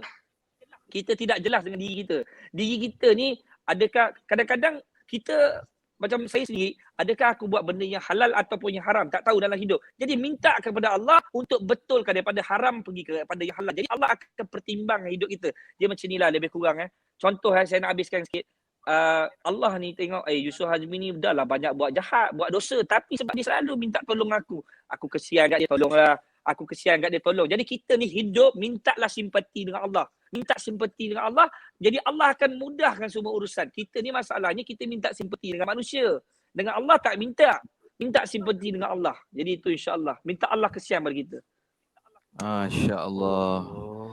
Zah, kedua-dua perkongsian ni mengubah persepsi netizen. Saya tengok ada seorang minta maaf dengan Abang Lando di dekat ruangan komen. Dia cakap, minta maaf Abang Lando, saya selama ni tersalah anggap ke apa? Ada satu komen. Boleh tolong up tak komen tu? Ada up.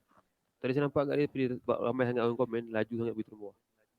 Dia minta maaf dengan Abang Lando. Dia cakap selama ni hari ni kena ramai-ramai minta maaf dengan Abang Lando ni. Macam hari raya ni. Selamat hari raya Abang Lando. Aku ingat dia ada saka rimau sebab kalau dia mengamuk.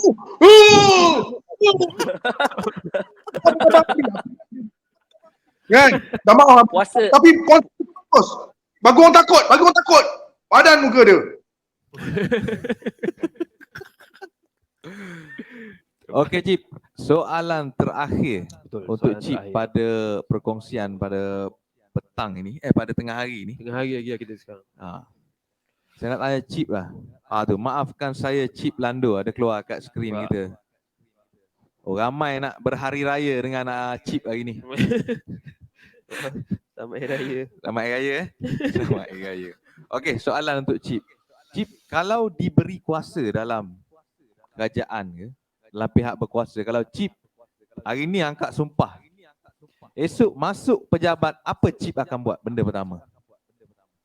Cip ada kuasa. Soalan. Okey, soalan ni sebenarnya dah banyak kali disuarakan pada saya lah. Sehingga ada 2-3 individu yang datang offer buat parti. Dia kata the fun, brotherhood, buat parti, berapa ahli. Buat parti. Tapi saya nak berkuasa dalam negara demokrasi ni, dia perlukan politik. Dan politik demokrasi dalam dunia sekarang ni, saya tak, minta maaf lah, saya bukan pro mana-mana. Tetapi kalau demokrasi itu ada, kita katakan sebagai contoh dua pihak. Satu pihak, saya berjanji akan melaksanakan semua tanggungjawab amanah berbayar. Saya akan follow semua SOP, saya akan follow semua sistem. Undilah saya. Kemudian datang orang nombor dua. Undilah saya akan bagi awak berapa ribu sebulan. Saya akan bagi awak kepentingan. Saya akan bagi awak kuasa. Now, psikologi manusia, mereka akan memilih dua. Bukan memilih nombor satu yang berjanji melaksanakan tanggungjawab. Di Malaysia ni, minta maaf saya cakap, itulah pasal Malaysia banyak lompat parti. Macam mana fungsi demokrasi itu sendiri akan berlaku dalam keadaan yang bijak sekiranya ramai masih memilih nombor dua. Saya bagi kamu kuasa, sambil beri kamu duit. Orang kampung dah pilih dia masa dia buat perhimpunan kat kampung, saya akan mengangkat kepentingan orang kampung. Tapi bila dah masuk politik, ada kuasa-kuasa politik membawa dia, menyasarkan jauh daripada konsep asal dia masuk politik. Jadi kalau masuk politik di Malaysia, susah.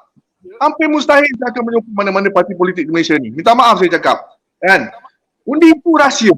Itu senang. Undi itu rahsia. Pilih mana-mana. It doesn't matter. Dalam beradu, it doesn't matter. Tetapi sekiranya ditakdirkan Allah dapat jawatan, sistem. Betul kembali sistem Malaysia ni. Macam mana daripada dulu 2007 sampai sekarang dah masuk 2022 masalah lubang masih ada. Apa bahan yang dipakai? Sedangkan kalau makanan dalam paket dijual kat kedai mamak sekalipun, KKM pantau, Jabatan Agama Islam pantau halal haram dia, bahan-bahan dia. Ini saya bagi contohlah Colmix, pembuatan Colmix kat Malaysia. Ada ke pihak yang pantau kualiti bahan emulsi Colmix kat Malaysia? Apakah SOP terapan sementara dekat Malaysia? Tak ada. SOP terapan kekal ada, SOP terapan sementara tak ada. Yang selalunya orang mengadu ni, orang palam ni sementara. Tetapi selagi orang tak jatuh, orang tak mati di atas terapan sementara yang esok pecah, nobody cares. Mana pula dengan salah guna kuasa dan jabatan, masalah birokrasi, masalah hierarki, sistem. Selebihnya akan jabatan kuat. Tetapi kementerian mereka meletakkan dasar. Tetapi masalah dekat Malaysia ni orang terlalu berpolitik. Orang politik terlalu berpolitik. Jadi mereka buat dasar-dasar baru. Malaysia ni kalau dasar-dasar akta-akta, semua akta zaman lapuk. Akta helmet zaman lapuk, akta exhaust zaman lapuk. Yoshimura, kilang Yoshimura tak buka lagi exhaust. Kita masih follow lagi akta exhaust zaman dulu. Apa dekat negara Thailand, Singapura, modify exhaust, no problem dekat Malaysia kalau nak buat hal lah. Kalau nak buat hal, buka liver motor, kacai boleh kena sama. Akta zaman sebelum Merdeka. Kenapa tak tukar dasar-dasar ni berdasarkan perubahan, kemajuan teknologi dan sebagainya? Semua kekeliruan yang perlu diubah. Dan gua cakap, gua memang tak minat masuk politik, so gua rasa gua takkan duduk dalam pembuatan dasar, tetapi kita mengingatkan mereka supaya melaksanakan perubahan dasar-dasar, perubahan akta-akta, dan sebagai contohnya akta manhole trenching babak, kan? Kawasan Selangor, satu manhole babak yang ramai orang jatuh tumbang, mati pun ada. Amanah pertama, sebulan lagi amanah kedua. Sebulan lagi amaran ketiga. Sebulan lagi baru saman RM500. RM500 embah kau. Kau tahu tak orang Melayu mati kos 3,000 nak tanam minimum. Itu pun kalau tanam pupuk lagi. Orang Cina mati lagi mahal. Tu amalan ketiga sama 500 orang mati, kereta baru banyak, sport rim rosak, suspension rosak. Siapa bayar? Ada dia bayar? Tak adanya. Silap-silap masih buat. Kenapa tak elak? Kenapa kau tak elak? Kenapa kau tak elak? Kenapa tak elak? Mangsa kena ni. Apa jadi dengan akta saman hingga 50,000 hingga 100,000 transit rosak? Itu perkeliling dah keluar. Dikuat kuasakan ke tak? Tak ada. Kerat jari aku lah akta tu buat. Akta tu dikuat kuasakan. Akta dah ada. Ranching yang kuik-kuik panjang air Selangor tu. Air Selangor. Dengar tak? Air Selangor. Berapa banyak jadi anak sungai tu? Mana saman 100,000? Mana saman 100,000? Akta dah ada. Kenapa tak laksana? Takut. Kumpul-kumpul saman. Nanti Allah atas kau tim. Sampai bila masalah jalan berlubang, trenching, pemaju, trenching utility, kan? Sampai bila? Kita cakap pasal lubang saja. Beradu, kita cakap pasal lubang saja. Kita tak cakap pasal speed bump. Kadang-kadang sebut pasal speed bump, tak marking, road marking, line jalan. Baru line jalan hari ni buat, sebulan lagi dah nampak dah. Lampu ada, tak on. Masa buat township, wah kita perlu banyak lampu. Masa tu setiap lampu ada komisen. Silap lah. Wallahualam. Gua cakap je, betul ke tidak? Kan? Setiap lampu ada komisen. Tapi bila dah siap, lampu dah pasang, ada tak kau nyalakan? Sebab tu Malaysia ni, lampu jalan banyak. Nyalanya hidup. Betul bang, betul bang. Semua kira komisen, satu lampu berapa? Masa nak bayar TNB, nak bayar bil, ini mahal ni. Tutup je lah lampu ni. Lepas tu pakcik-makcik nak pergi sampai subuh, langgar lubang, langgar speed bump, tak ada sign, mati. Berlaku. Ada mereka bayar papasan? Banyak kes kematian. Masih sampai sekarang tak selesai lagi.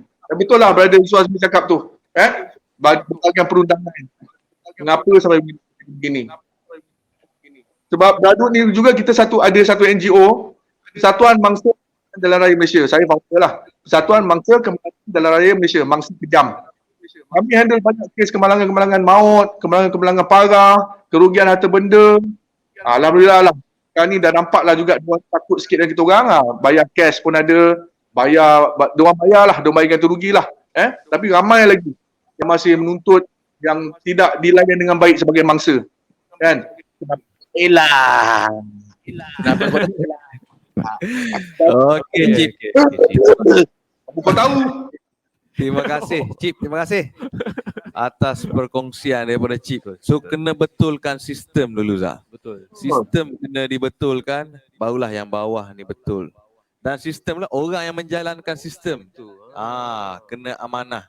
Bukan kau tim katanya Cip tadi. Sikit-sikit kau tim, sikit-sikit kau tim. Jadi Zah, Dengar tak? dengar tak berapa kali tadi tak? Dia sebut air Selangor. Air Selangor tadi. Dengar tak tadi?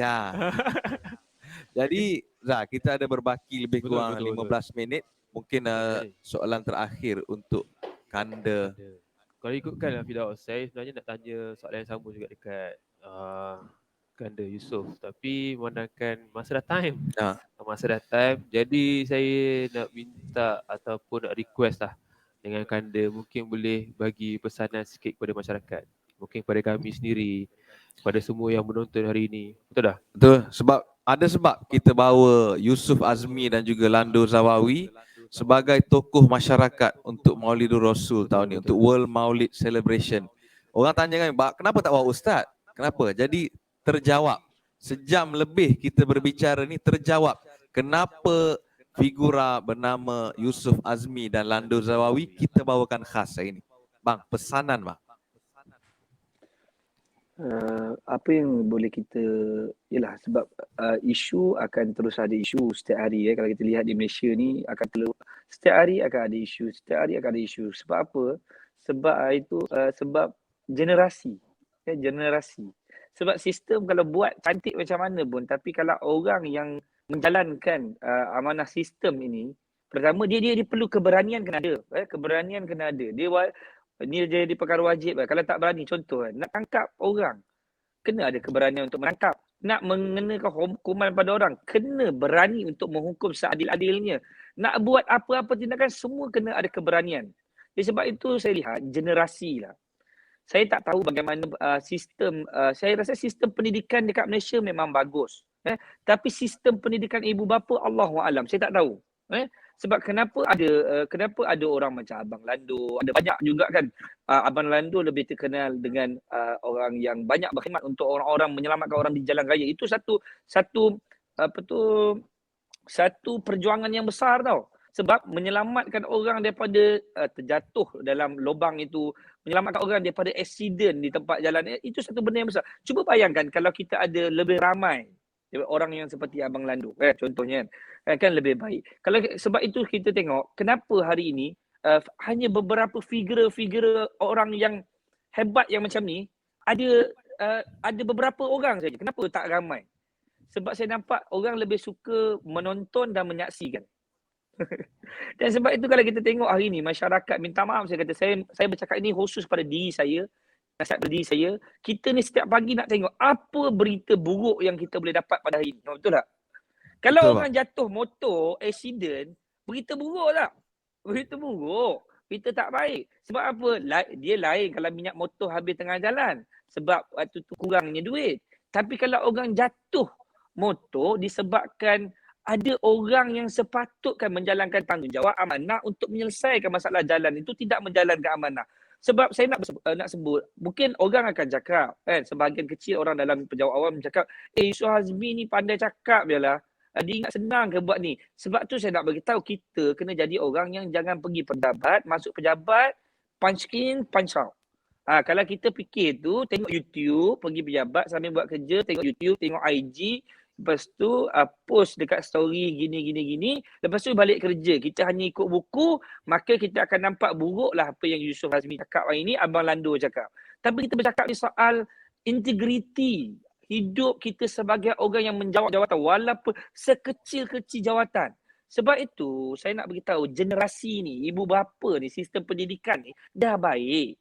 Tapi ibu bapa, saya nak nasihatkan pada diri saya juga, kepada semua, cuba terapkan kepada anak-anak kita tentang disiplinnya diri anak-anak kita dan tanggungjawab. Sebab bila anak-anak ni, sebab dia pergi kepada umum nanti ni, dia akan menjawab dalam jawatan dalam jabatan kerajaan, dia akan berjawab dalam swasta, dia akan menjadi businessman, dia akan jadi seorang pengusaha dan sebagainya, macam-macam.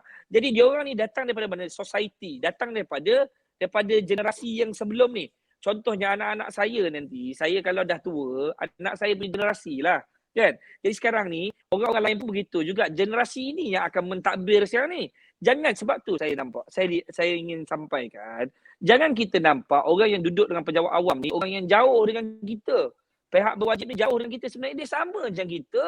Entah-entah jiran kita. Kan? Cuma beza dia beruniform. Kita pun beruniform juga. Abang Nando uniform untuk jalan kerja raya. Saya uniform dalam kepenggunaan. Tapi kita tak ada jawatan lah.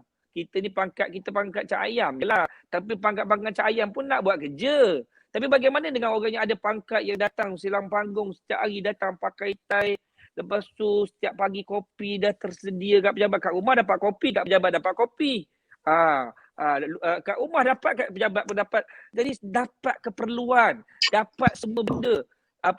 Semua keperluan cukup, maksud saya dari segi minyak kereta, dari segi touch and go, tak perlu nak bayar, semua cukup. Sekarang ni saya lihat kemudahan ini diberikan oleh siapa? Oleh masyarakat. Masyarakat yang bagi dan masyarakat yang memilih mereka kerana masyarakat mereka layak. Jadi bila orang yang dipilih adalah orang yang patut memimpin. Sebab tu saya pernah sebut 3 kumpulan yang kita kena tahu. Supaya masyarakat kena jelas benda ni, supaya janganlah kita ni terlalu menghamba abdikan diri kita kepada mereka-mereka yang tidak memikirkan kita. Yang pertama adalah kumpulan yang duduk dalam kepimpinan parti politik. Kepimpinan parti politik ni adalah orang yang dipilih oleh rakyat. Bermaksudnya apa? Maksudnya rakyat telah memilih mereka untuk memimpin. Mereka ini dipanggil adalah pemimpin dalam parti. Tapi mereka bukanlah kerajaan yang sebenar. Mereka adalah kerajaan yang menjalankan amanah. Itu yang di bawah. Yang kedua pula adalah mereka yang menjawab dalam jawatan dalam jawatan pejabat awam. Pihak berwajib ni adalah mereka yang masuk mengikut prosedur yang SOP yang ditetapkan untuk menjawab jawatan daripada admin sehinggalah kepada B20, B42 sampailah B54 sampailah kepada ketua pengarah. Mereka ini adalah mereka melalui proses. Mereka ini adalah kumpulan yang lebih tinggi kedudukan daripada kepimpinan parti politik sebenarnya. Sebab kepimpinan parti politik dia bersorak di atas jalan dan dia dipilih, dia duduk dalam parlimen dan kabinet. Jadi yang kedua ini adalah orang yang menjawab jawatan yang seharusnya menjalankan tanggungjawab. Mereka ni kadang-kadang tak mampu nak jalankan tanggungjawab. Sebab apa? Mereka dikawal oleh sebahagian kecil kepimpinan dalam parti politik. Kalau kau tak dengan cakap, aku tak lantik kau jadi KP. Kau tak boleh jadi pengarah, kau tak boleh jadi TKP dan sebagainya. Ini adalah kumpulan yang kedua. Kumpulan ini adalah kerajaan yang menjalankan amanah juga tapi duduk di peringkat yang kedua. Ini peringkat yang paling besar. Saya nak cerita yang pertama. Pertama siapa? Kerajaan yang sebenar iaitu 32 juta pengguna Malaysia. Inilah kerajaan yang sebenar. Inilah suara di dalam parlimen. Inilah suara dalam kabinet. Inilah suara dalam di mana-mana. Tapi dekat luar dah jadi apa? Dah jadi macam seolah-olah kerajaan yang sebenar ini adalah rakyat biasa. Dia terlupa sebenarnya cukai-cukai yang dibayar oleh siapa. Dia terlupa teks-teks yang dibayar di BRI, PBT dan sebagainya. Semualah apa sahajalah struktur hierarki duit datang dari mana sehingga pergi kepada kepimpinan dalam kementerian dan pergi kepada royalty kepada kerajaan negeri dan kerajaan persekutuan. Jadi sebab itu nak bagi tahu hasil ni daripada siapa? Daripada kerajaan yang sebenar, rakyat Malaysia. Tapi rakyat Malaysia kalau jumpa YB, minta maaf saya kata macam seolah-olah YB itu lebih berkuasa. Sebab itu nak kena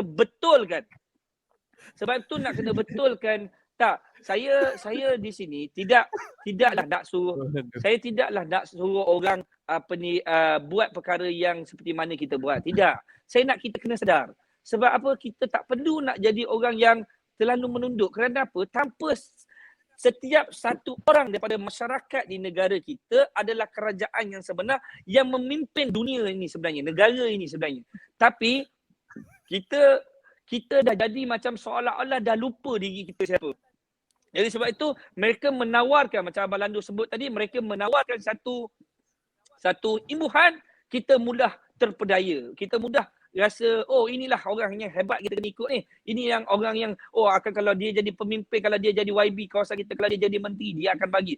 Ya, saya tidak nafikan sebahagian besar ada mereka yang menjalankan tanggungjawab. Tapi sebahagian kecil ini adalah, saya kirakan mereka ini hanyalah orang yang cuba nasib dalam kepimpinan parti, tiba-tiba dapat jawatan exco. Tiba-tiba dapat jawatan menteri. Jadi sebab itu kita kena bijak buat penilaian. Sebab apa? Kalaulah bukan orang baik yang duduk dalam generasi yang akan datang nanti. Kami ni bukan orang baik, cuma nak berusaha nak jadi baik. Kami ni budak nakal, banyak buat dosa dalam hidup. Tapi kami mengharapkan generasi yang akan datang. Saya minta kepada ibu bapa seluruh Malaysia, tolonglah didik anak kita bukan jadi orang kaya.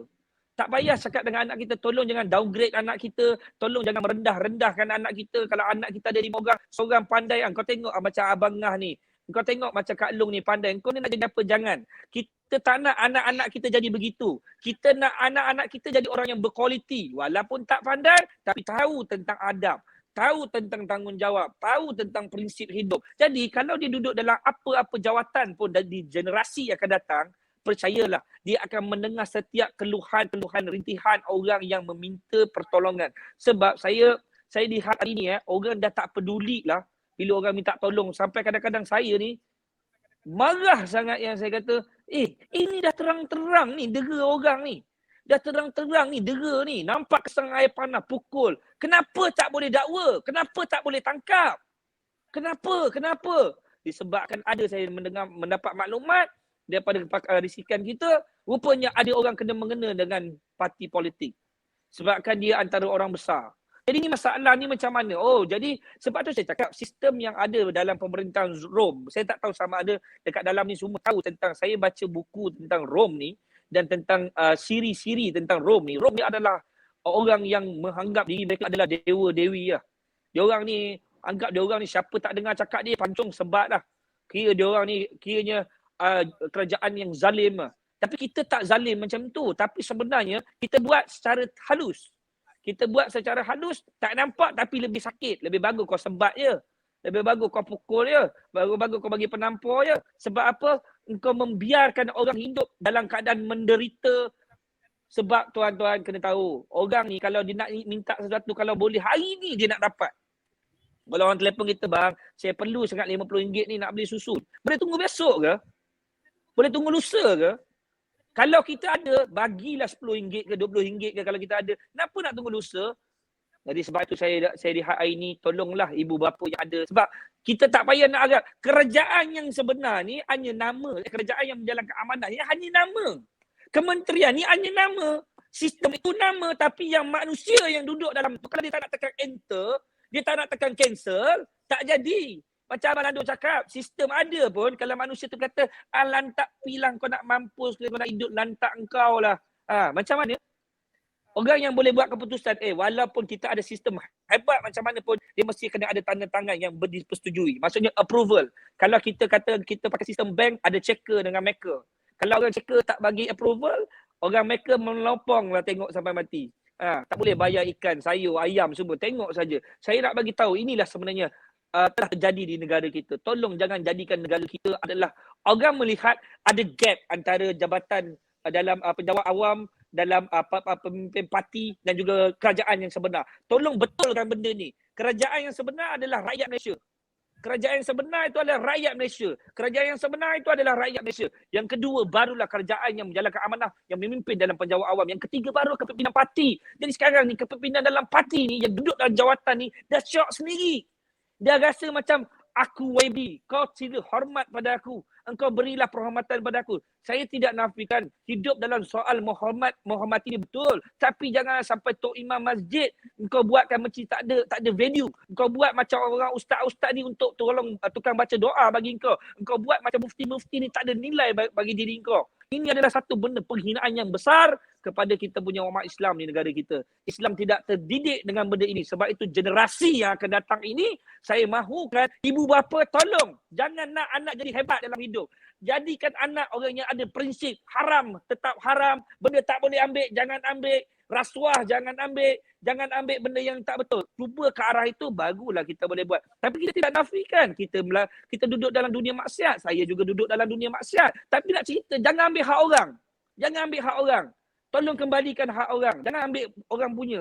Jangan suka-suka nak pergi ambil orang punya. Itu motor dia beli contohnya. Kau pergi ambil motor dia buat apa? Jangan ambil hak orang. Jadi ini yang saya sebut. Sebab jangan ambil kalau bukan diri kita punya. Dan mudah-mudahan kita membina satu generasi yang membawa satu perpaduan yang besar. Saya juga tidak mahu melihat masyarakat Islam dilihat tidak elok oleh kaum-kaum bangsa yang lain kerana kita telah terdidik. Salah satu sebab kita ni kenapa hebat kita, kenapa Islam ni ada tamadun, Islam ni ada peraturan, Islam ni ada 5 waktu yang kena dijaga. Satu-satunya agama yang ada tamadun, yang ada betul-betul waktu tu. Kita malam-malam pukul 7 lebih ni, alhamdulillah, nakal-nakal kita pun kita ada dekat pejabat dengan solat maghrib ataupun duduk kat rumah dengan solat maghrib, contohnya macam tu. Kan? Sebab itu kita hidup ada peraturan. Kalau hidup yang dibuat peraturan oleh mereka-mereka yang tidak berani untuk buat keputusan, saya rasa jangan pegang jawatan. Ni kadang-kadang lembek macam apa dah. Nak buat keputusan, macam mana nak buat keputusan. Ini pegang kes jenayah orang bunuh orang ni. Ni kes jenayah ni, lepas tu buat lembek tak boleh. Kita kena jadi orang yang tegas, pendirian kita tegak. Sebab apa? Nanti saya takut kita kena tampar dengan Saidina Umar. Sebab Saidina Umar bin Khattab radhiyallahu anhu, kalau jumpa kita nanti, Yusuf Hazmi, apa kamu buat dulu Dulu waktu hidup apa kau buat? Kau tengok ada benda macam ni kau buat tak tahu. Kena penampar Saidina Umar mau pergi ke 87 petala bumi ke dalam. Sebab tu kita kena hati-hati. Kita takut kita akan ditanya oleh para sahabat yang berjuang. Saidina Abu Bakar As-Siddiq radhiyallahu anhu ni semua, sahabat-sahabat Nabi ni semua akan tanya kita. Sebab apa? Sebab kita dilahirkan, diciptakan oleh Allah pada kelahiran yang kali ini. Tapi kita buat macam bodoh je. Kita nampak macam sekarang ni, saya tengok ada arak nak buka ni. Saya ada dengar ada satu kilang arak yang akan dibuka, brandingnya nama Timah. Tak ada ke nama lain nak pakai, nama timah juga kau nak ambilnya kan. Lepas tu saya nampak menggunakan promosi dalam berbentuk Islamik. Ada pakaian macam orang di di Turki pakaiannya, pakaian Turki zaman dulu. Jadi nak memperlihatkan bahawa Islam itu rahmatin alamin ke? Islam tu boleh sosok, tak boleh. Ini salah besar. Kalau arak nak buat tak ada masalah, nak minum arak pun tak ada masalah. Lantak pihang lah, tapi janganlah sampai menggunakan wajah orang yang terlihat seperti beragama. Gunalah muka macam saya ni ke, yang rambut panjang ni ke, kan? Gunalah muka yang nampak macam nakal betul ni.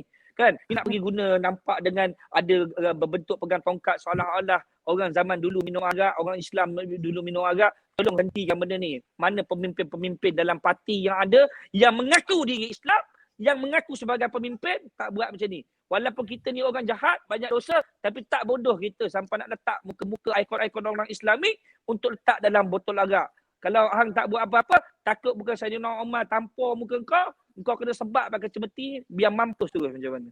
Macam tu lah. Itu saja sedikit perkongsian daripada saya. Mudah-mudahan memberi satu peringatan pada kita. Janganlah sampai berani tak boleh bersuara.